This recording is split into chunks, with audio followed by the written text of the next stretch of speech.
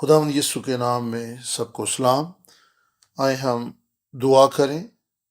دعا کے ساتھ آج کے سیشن کا آغاز کریں۔ آسمانی باپ، آج کے دن کے لیے تیرا شکر ہو۔ آج ہم تیرے کلام سے تسلی اور اطمینان پانا چاہتے ہیں۔ تیرا شکر اس فضل اور اس توفیق کے لیے کہ تو نے ہمیں بائبل سٹڈی پروگرام آنے کی توفیق دی۔ یسوع راہ حق اور زندگی ہے، کوئی اس کے بغیر باپ کے پاس نہیں آ سکتا۔ ہم ایمان رکھتے ہیں کہ یسوع ہی ابتدا ہے، یسوع ہی ابتدا میں کلام تھا، اور ہم دعا کرتے ہیں کہ تیرے کلام کو مطالعہ کریں، ہم تیری قربت اور رفاقت میں گہرے طور پر بڑھتے چلے جائیں۔ ہماری مدد کر اور ہم تجھے دیکھیں اور تجھ سے ملاقات بھی کر سکیں۔ تو نے ہم سے کیسی محبت رکھی کہ اپنا بیٹا ہمارے لیے قربان کر دیا۔ ہم تیری محبت اور تیری پاک راہوں کو تیرے کلام کے وسیلے سے سیکھنا اور جاننا چاہتے ہیں۔ ہم تیرے ابدی عہد کو جو تو نے سب کچھ تو سے باندھا سیکھنا چاہتے ہیں، یعنی 10 احکام کے بارے میں ہمارے دلوں کو روشن کر دے۔ ہماری مدد کر تاکہ ہم سیکھیں، سمجھیں اور قبول کریں، اور ہم تیری شریعت کے مطابق زندگی گزاریں۔ یسوع کے نام میں آمین۔ آج ہم 7ویں حکم کے بارے میں سٹڈی کریں گے۔ 7واں حکم، تو زنا نہ کرنا۔ شروع کرنے سے پہلے ایک سنجیدہ سوال: ہمارا خدا کس کی مانند ہے؟ وہ خدا جو اپنا تعارف ہمارے باپ کے طور پر کراتا ہے، یہی ہے جس نے اپنی شریعت بنی اسرائیل کو دی، اور وہ آج بھی ہمیں اپنی شریعت دے رہا ہے۔ جب وہ ہمیں اپنی شریعت دیتا ہے تو وعدہ بھی کرتا ہے کہ ہمارا خیال رکھے گا، ہماری حفاظت اور نگہبانی کرے گا۔ وہی ہمیں سب کچھ فراہم بھی کرے گا، کیونکہ وہ ہمارا ہادی اور مددگار ہے۔ وہ فرماتا ہے کہ میں تمہیں روحانی کنعان یعنی اپنی بادشاہی میں لے کر جا رہا ہوں۔ خدا کی یہی مرضی کہ ہم اس کی بادشاہی میں داخل ہو جائیں۔ لازم ہے کہ ہم اسے جانیں اور پہچانیں کہ وہ ہمارا باپ ہے۔ ہم بے سوچے سمجھے خدا کو اپنا باپ نہیں کہہ سکتے۔ لازم کہ ہم گہرے طور پر اسے جانیں اور پہچانیں، جس طرح ہم اپنے والدین کو اس دنیا میں جانتے اور پہچانتے ہیں۔ آپ کا باپ کس کی مانند ہے؟ آپ کی ماں کس طرح کی ہے؟ ہمارے خدا باپ کا کردار کیسا ہے؟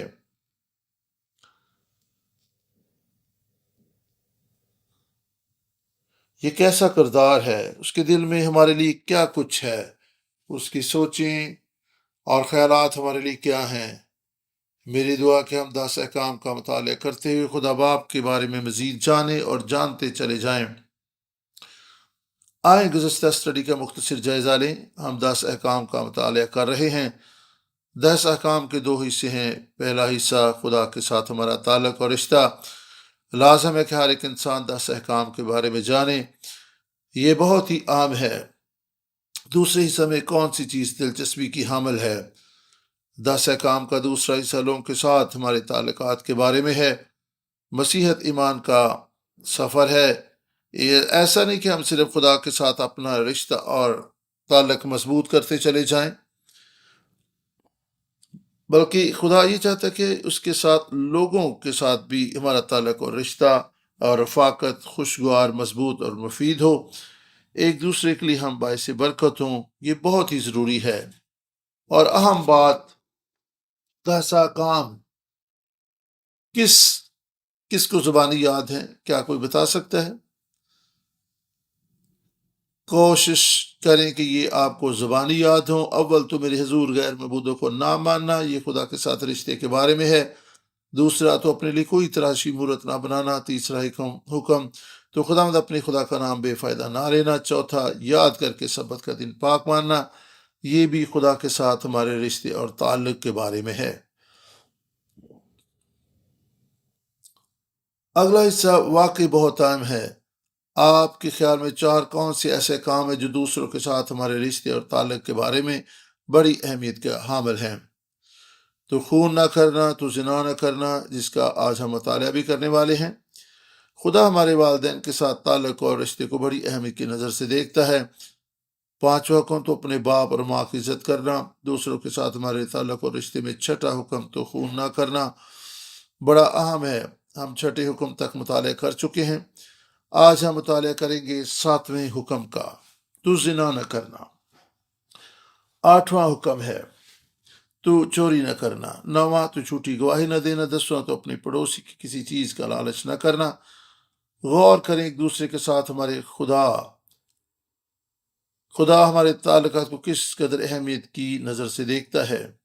آئیں 7ویں حکم سے شروع کریں، تو زنا نہ کرنا۔ یہ بہت ہی حساس موضوع ہے جس پر آج بات چیت کریں گے۔ وقت کی قلت کے سبب سے میں زیادہ تفصیل میں نہ جا پاؤں گی۔ ہم خدا کے نقطہ نظر سے زناکاری کو دیکھیں گے۔ یہ حکم خاندان کے تقدس کو قائم کرنے کے لیے دیا گیا، کیونکہ خدا خاندان کی طرف سے بنایا گیا ہے۔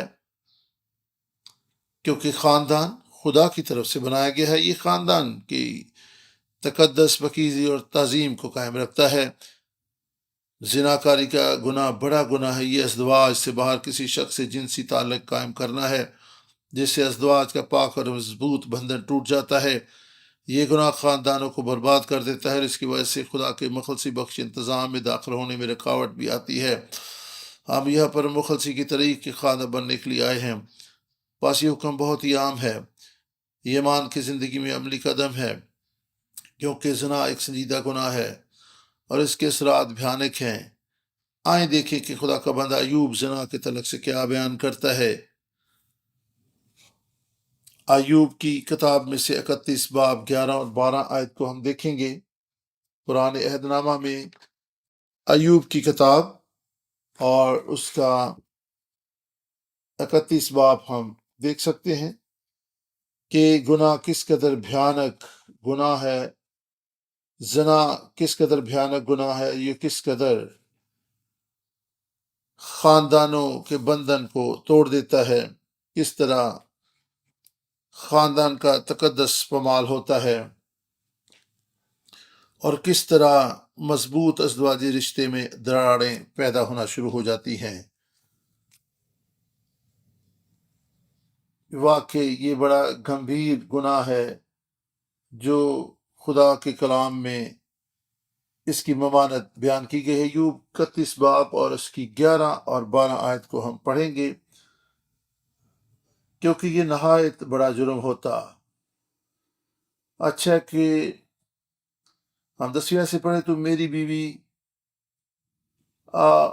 9ویں آیت سے ہم پڑھتے ہیں، اگر میرا دل کسی عورت پر فریفتہ ہوا اور میں اپنی پڑوسی کے دروازہ پر گھات میں بیٹھا، تو میری بیوی دوسرے کے لیے پسے اور غیر مرد اس پر جھکیں، کیونکہ یہ نہایت بڑا جرم ہوتا، بلکہ ایسی بدی ہوتی جس کی سزا قاضی دیتے ہیں، کیونکہ وہ ایسی آگ ہے جو جلا کر بھسم کر دیتی ہے اور میرے سارے حاصل کو جڑ سے نیز کر ڈالتی ہے۔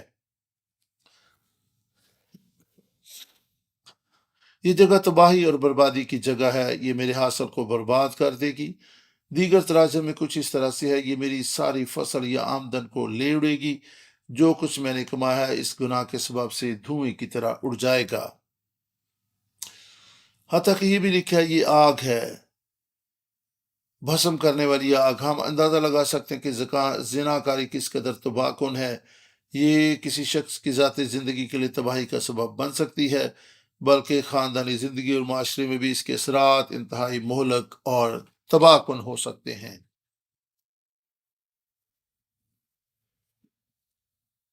شیطان تو یہی چاہتا ہے کہ ہم مخلصی کی تاریخ میں بے وفا خادم ٹھہریں، جو صورتحال آج ہمارے معاشرے میں پائی جاتی ہے۔ میں اس پر بات کرنا چاہوں گی۔ گھروں میں تباہی اور بدحالی ہے۔ شیطان کو علم ہے کہ گھروں میں تباہی خدا کی مخلصی بخش تاریخ میں رکاوٹ پیدا کرے گی۔ زناکاری جیسے سنگین جرم کو سمجھنے کے لیے ہمیں آسمانی باپ کے نقطہ نظر سے حقیقی ازدواج کو سمجھنا ہوگا۔ ابتدائی شوہر اور بیوی جنہیں قبل از تاریخ کا جوڑا کہا گیا ہے، یہ جوڑا آدم اور حوا ہے۔ آئیں آدم اور حوا کے وقت کی طرف چلتے ہیں۔ ہمیں علم ہے کہ خدا نے آدم اور حوا کے خاندان کی بنیاد رکھی، یہ اس کی بادشاہی کی بنیاد تھی۔ مثال کے طور پر آدم اور حوا خدا کی بادشاہی کو اس زمین پر قائم کرنے میں بنیادی کردار رکھتے تھے۔ زناکاری کی صورت میں خدا کی بادشاہی کا کام برباد ہو جاتا ہے۔ یہ ایک ایسا زہر ہے جو فوری طور پر خاندان کو تباہ کر دیتا ہے۔ خدا کی بادشاہی کے کام میں بڑی رکاوٹ پیدا ہو جاتی ہے۔ خدا نے خاندان کو اپنی بادشاہی کے لیے ایک بنیاد کے طور پر قائم کیا ہے۔ ساتواں حکم ہمیں تعلیم دیتا ہے کہ خاندان کے وقار اور عظمت کو قائم رکھیں۔ یہ کس قدر اہم ہے۔ آپ قبل از تاریخ کے جوڑے اس پر غور کریں۔ عہد میں بندھا ہوا برادری کی بنیادی اکائی خاندان ہے۔ خاندان ہوگا تو پھر معاشرہ ہوگا، پھر ہی قوم، اور بالآخر خدا کی بادشاہی کو قائم کیا جائے گا۔ یہی خدا کی بادشاہی کی بنیاد ہے۔ اس لیے لازم ہے کہ خاندان پاک ہو۔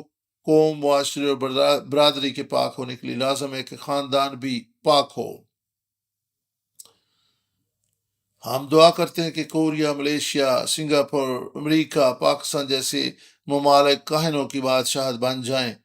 ساتواں حکم دیتا ہے، تعلیم دیتا ہے کہ اس کا آغاز کہاں سے ہوتا ہے۔ کیا بڑی تحریک یا تحریک اصطلاح کہاں سے شروع ہوتی ہے؟ ہمارے خاندان ہی اگر پاک نہ ہوں تو پھر ہمیں مقدس قوم بننے میں پھر ہم مقدس قوم نہ بن سکیں گے۔ پس خاندان کی تقدیس کا انحصار کس بات پر ہے؟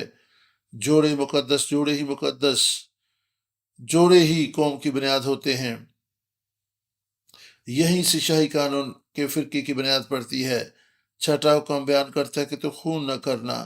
جس طرح ہم نے زندگی کی قدر و قیمت کو سامنے رکھتے ہوئے خون کرنے کے گناہ کی سنگینی معلوم کی تھی، تو خون نہ کرنا، اب ہم خاندانی ازدواج کے وقار اور تقدس کو سمجھتے ہوئے زنا کاری جیسے بھیانک گناہ کی سنگینی کو معلوم کریں گے۔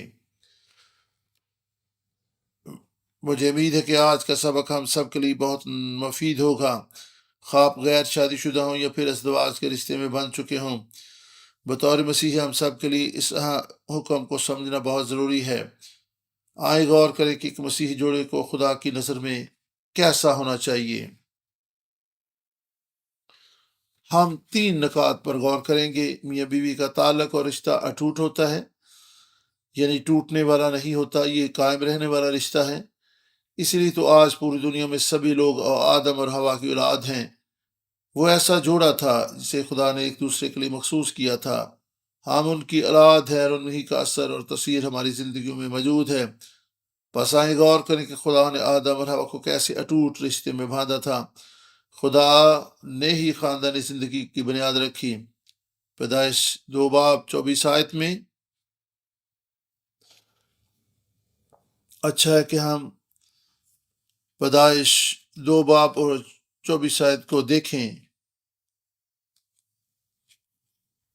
پیدائش 2:24 میں خدا کا کلام اس طرح سے بیان کرتا ہے۔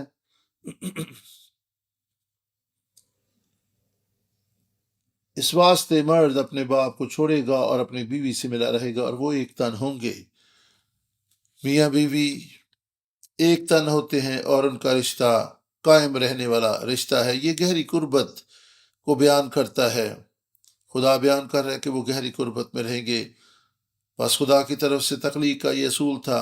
خدا کی یہی مرضی تھی کہ وہ ماں باپ کے بچوں سے رشتے اور تعلق سے بھی گہرے تعلق، قربت اور بندھن میں بندھے رہیں۔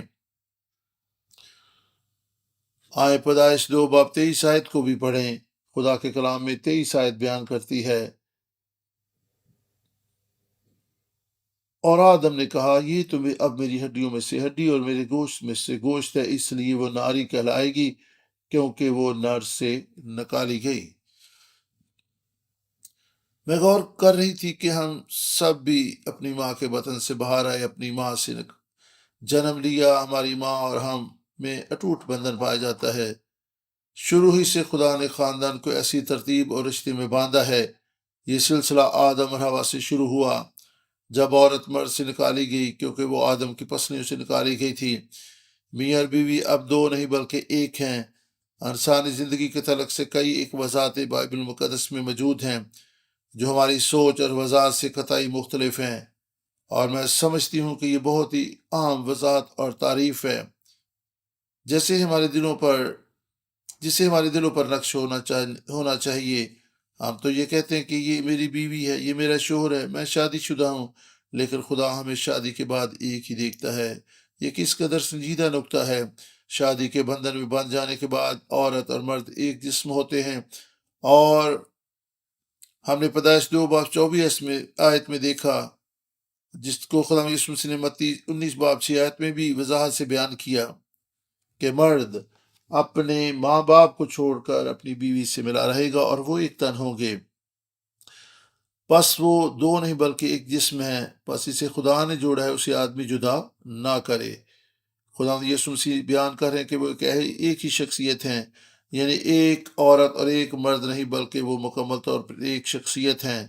مجھے کامل شخص بننے کے لیے دوسرے حصے کی بھی ضرورت ہے، یعنی آدھا میں اور آدھا دوسرا حصہ، پھر ہم ایک ہوتے ہیں۔ یعنی جب آدم اور حوا ایک جسم ہوئے وہ ایک شخص بن گئے، خدا کی نظر میں وہ ایک تھے۔ اگرچہ میں اور میرا جیون ساتھی کچھ کرتا ہے یا میں کچھ کروں اور وہ نہ کرے تو بھی خدا کی نظر میں ہم ایک ہی ہیں، ہم دونوں اس کام کو کر رہے ہوتے ہیں۔ میں یہ دیکھ کر حیرت زدہ ہو گئی، جب آپ شادی شدہ ہو جاتے ہیں آپ خدا کی نظر میں ایک بن جاتے ہیں۔ مقدس پولس رسول پہلا کرنتھیوں 6 باب 16 آیت میں لکھتے ہیں، پہلا کرنتھیوں 6 باب 16 آیت کو ہم دیکھیں گے میرے ساتھ نئے عہد نامہ میں۔ پہلا کرنتھیوں اور اس کی چھٹے باب کی 16 آیت کو ہم دیکھیں گے۔ پہلا کرنتھیوں چھٹا باب 16ویں آیت میں لکھا ہے، کیا تم نہیں جانتے کہ جو کوئی کسبی سے صحبت کرتا ہے وہ اس کے ساتھ ایک تن ہوتا ہے، کیونکہ وہ فرماتا ہے کہ وہ دونوں ایک تن ہوں گے۔ تو یہاں پر ہم دیکھ سکتے ہیں کہ کس طریقے سے اس تعلق کو اکائی کی صورت میں بیان کیا گیا ہے۔ مقدس پولس رسول یہاں پر پیدائش 2 باب کا حوالہ دے رہے ہیں، پھر 5 باب 31 آیت، افسیوں 5 باب اور اس کی 31 آیت کو بھی ہم دیکھیں گے خدا کے کلام میں۔ افسیوں 5 باب اور 31 آیت میں اس طریقے سے لکھا ہے، اسی سبب سے آدمی باپ سے اور ماں سے جدا ہو کر اپنی بیوی کے ساتھ رہے گا اور وہ دونوں ایک جسم ہوں گے۔ یہاں پر بھی اکائی، یگانگت اور ایک ہونے کو بیان کیا گیا ہے۔ جب شوہر اپنی بیوی سے محبت کرتا ہے تو وہ اصل میں اپنے آپ ہی سے محبت کرتا ہے، اور اس کے لیے آپ افسیوں 5 باب 28 آیت کو بھی دیکھ سکتے ہیں کہ کس طریقے سے میاں بیوی کی یگانگت اور اکائی خدا کے کلام میں بیان کی گئی ہے۔ کس طریقے سے خدا بیان کرتا ہے کہ میاں بیوی دو نہیں بلکہ ایک ہیں، بس خدا چاہتا ہے کہ وہ دونوں ایک دوسرے کے ساتھ متفق رہیں، ایک دوسرے کے ساتھ لپٹے رہیں اور کبھی ایک دوسرے سے بے وفائی نہ کریں۔ ازدواجی زندگی میں میاں اور بیوی ایک ہو جاتے ہیں اور خدا چاہتا ہے کہ وہ ہمیشہ یونائٹڈ ہی رہیں، وہ یگانگت اور پیار اور محبت کی ڈوریوں میں بندھے رہیں۔ خدا نہیں چاہتا کہ ان میں کوئی دراڑ پیدا ہو، خدا نہیں چاہتا کہ وہ کبھی بھی ایک دوسرے سے جدا ہوں، اور خدا یسوع مسیح نے یہی تو کہا تھا، جنہیں خدا نے جوڑا ہے کوئی انہیں جدا نہ کرے، اور نہ وہ خود ایک دوسرے سے جدا ہوں، وہ کسی طور پر بھی ایک دوسرے سے بے وفائی نہ کریں۔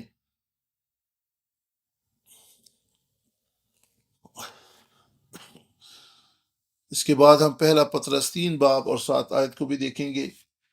پہلا پطرس کا خط اور اس کے 3 باب کی 7 آیت کو ہم خدا کے کلام میں سے پڑھیں گے۔ خدا کے کلام میں سے پطرس 3 باب اور 7 آیت میں خدا کا کلام اس طرح سے بیان کرتا ہے، آئے شوہرو تم بھی بیویوں کے ساتھ عقل مندی سے بسر کرو اور عورت کو نازک ظرف جان کر اس کی عزت کرو، اور یوں سمجھو کہ ہم دونوں زندگی کی نعمت کے وارث ہیں، تاکہ تمہاری دعائیں رک نہ جائیں۔ اور یہاں پر ہم دیکھ سکتے ہیں کہ یہاں پر بھی بائبل مقدس اتحاد اور یگانگت اور پیار اور محبت کی بات کرتی ہے کہ کس طریقے سے میاں بیوی کو ایک دوسرے کی عزت کرنا ہے، کس طریقے سے انہیں ایک دوسرے سے جڑے رہنا ہے، اور یہی اکائی آج بھی خدا دیکھنا چاہتا ہے۔ اور پولس رسول نے بھی ان چیزوں کو بیان کیا ہے کہ وہ ایک جسم ہوں گے، اور خدا یسوع مسیح نے بھی اس بات کو بیان کیا کہ وہ دونوں ایک جسم ہوں گے، اور پیدائش کی کتاب میں بھی ہم نے دیکھا کہ وہ دونوں ایک جسم ہوں گے، اور وہ دونوں ننگے تھے اور وہ شرماتے نہ تھے، کیونکہ وہ دو نہیں تھے بلکہ وہ ایک تھے۔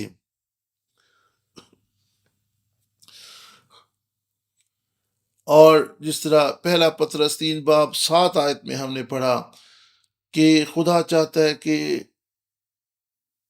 کہ شوہر جو ہیں وہ بیویوں کے ساتھ عقل مندی سے زندگی بسر کریں، اور نازک ظرف جان کر ان کی عزت کریں، اور وہ دونوں جانیں کہ وہ زندگی کے وارث ہیں۔ آئے شوہرو، تم بھی بیویوں کے ساتھ عقل مندی سے بسر کرو، اور عورت کو نازک ظرف جان کر اس کی عزت کرو، اور یوں سمجھو کہ ہم دونوں زندگی کی نعمت کے وارث ہیں۔ اور وجہ کیا بیان کی گئی ہے؟ کیوں انہوں نے یہ سب کچھ کرنا ہے؟ تاکہ تمہاری دعائیں رک نہ جائیں۔ پیدائش 2:25 میں لکھا ہے کہ وہ دونوں ننگے تھے، شرماتے نہ تھے۔ ازدواج کے تعلق سے یہ ایک زبردست بیان ہے۔ آئے تیسرے نقطے کی طرف بڑھتے ہیں۔ شوہر اور بیوی دونوں ننگے تھے پر شرماتے نہ تھے۔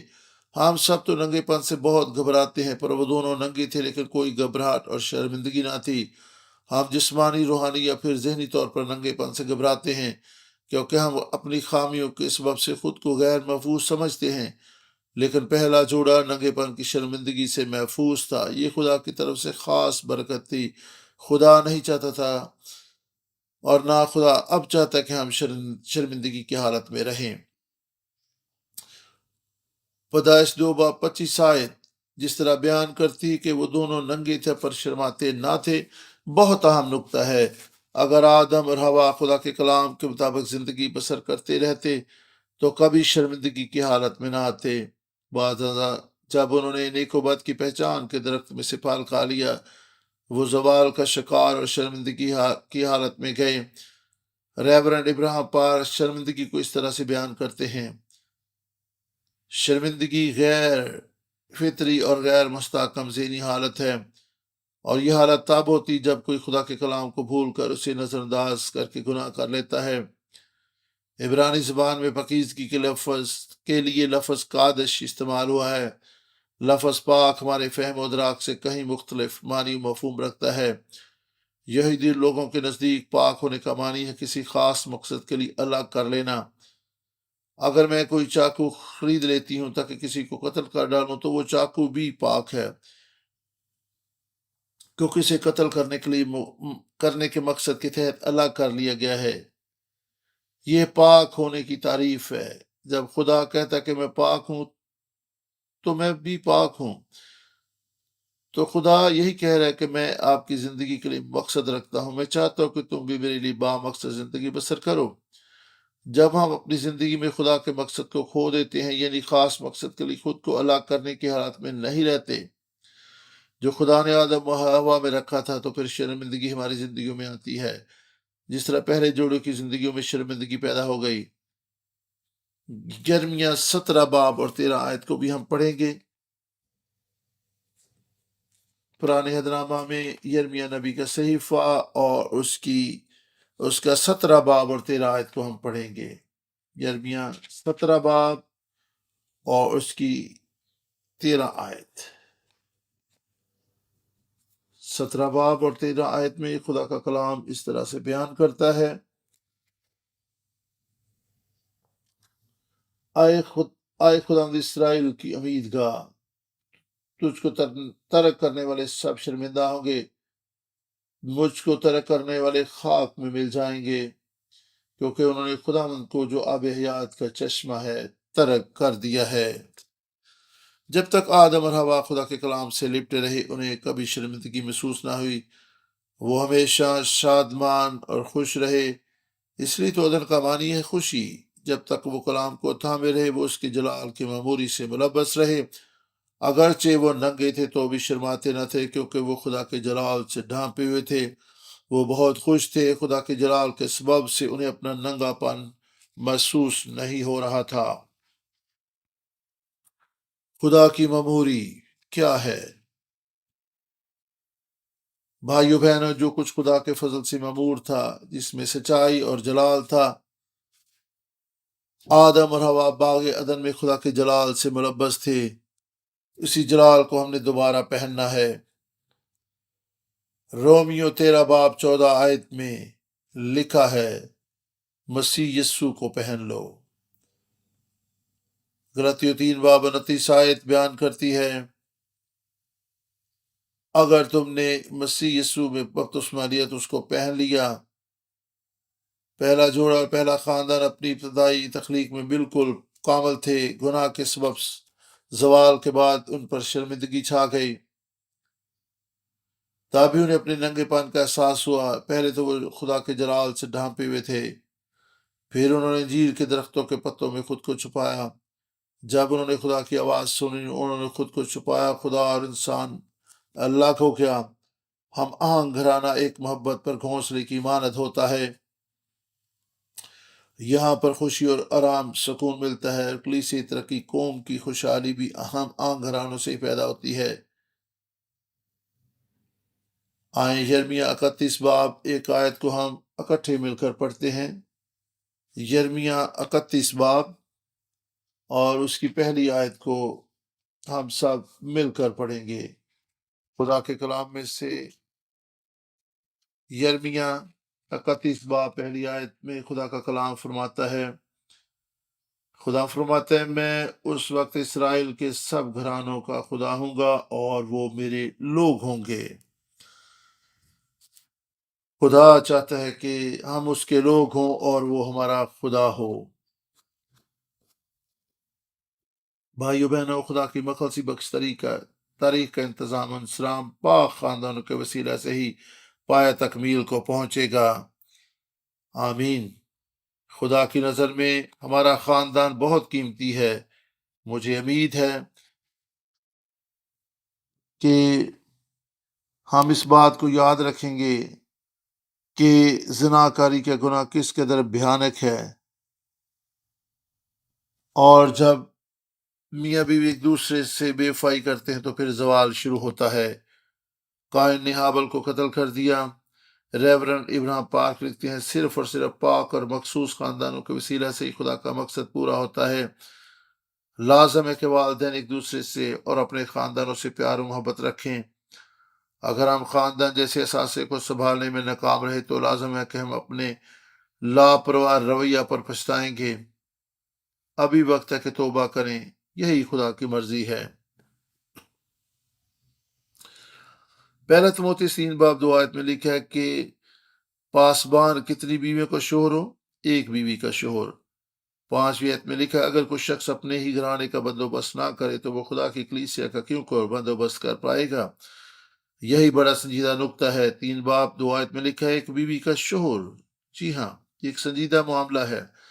اگر کوئی اپنے گھرانے کا بندوبست نہیں کر پاتا تو وہ ایمان کا منکر اور غیر ایمانداروں سے بھی بدتر ہے۔ آئندہ کلاس میں ہم دیکھیں کہ زناکاری کیا ہے۔ آج ہم نے دیکھا کہ خدا کی نظر میں خاندان کیا ہے اور اس کی کیا قدر و اہمیت ہے۔ یہ اہمیت ہمیں آدم اور حوا یعنی قبل از تاریخ کے پہلے جوڑے کی زندگی سے دیکھنے کو ملتی ہے۔ خدا نے آدم اور حوا کو کاملیت میں پیدا کیا تھا، اب وہ کس قدر یہ چاہتا کہ اس کے لوگ بحال ہو کر پہلے جیسی حالت میں آ جائیں۔ آج آپ کی زندگیوں میں خدا کا مقصد پورا ہو اور آپ خدا کی شکر گزاری سے بھرے رہیں جو ہماری زندگی میں کام کرتا ہے، تاکہ ہم بحالی کے مقام تک پہنچ جائیں۔ وہ چاہتا ہے کہ ہم اس میں قائم اور مضبوط ہو جائیں۔ وہ اپنی زندگی ہماری زندگی میں رکھنا چاہتا ہے۔ خدا ہماری زندگیوں میں وفاداری سے کام کرتا رہے، ہم اس کے لیے پاک بنے رہیں۔ آئیں خدا ہم کی شکر گزاری کریں۔ آئیں ہم دعا میں اپنے سر جھکائیں۔ خدا من تیرا شکر کہ تو نے ہمیں موقع دیا کہ ہم دیکھ سکیں کہ ہمارا خاندان کس قدر قیمتی ہے، ہمارا ازدواج کس قدر پاک اور تیری نظر میں گراں قدر ہے۔ اگرچہ ہم مختلف صورتحال اور مقام پر کھڑے ہیں، لیکن ہم جانتے ہیں کہ تو ہمیں پاک اور مقدس کرنا چاہتا ہے۔ کیونکہ خاندان ایک بنیادی اکائی ہے جس سے ایک قوم کی تعمیر بلکہ پاک قوم کی تعمیر ممکن ہوتی ہے۔ شاہی کہنوں کا فرقہ مقدس قوم جس نے اس زمین پر مسیح کی بادشاہی قائم کرنی ہے، ایسا خاندان تو چاہتا ہے۔ مائیں عورت اگرچہ نازک ظرف ہیں تو بھی خاندان کی دیکھ بھال کرتی ہیں، اچھی بیوی ہونے کی کوشش کرتی ہیں۔ اگرچہ ہم کمزور ہیں تو بھی والدین کے لیے اچھی اولاد بننا چاہتے ہیں۔